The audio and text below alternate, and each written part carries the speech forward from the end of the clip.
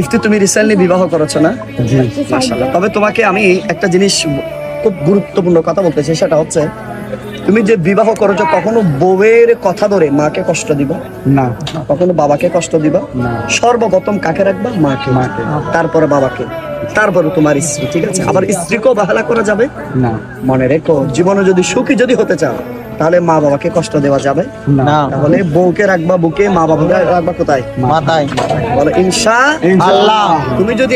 তুমি একজন যদি এই কাজটা করো, তোমাকে অনেক ছেলেগুলো অনেক মানুষ ফলো করে, তাহলে তারাও তোমার থেকে এটা শিখবে, ঠিক আছে? ইনশাআল্লাহ। সোশ্যাল মিডিয়ার মাধ্যমে জানিয়ে দিলাম ইফতি যে ধারণা করে কখনো স্ত্রীকে বুকে রাখবে, স্ত্রীকে মাথায় তুলবে না, মাকে মাথায় রাখবে। ইনশাআল্লাহ।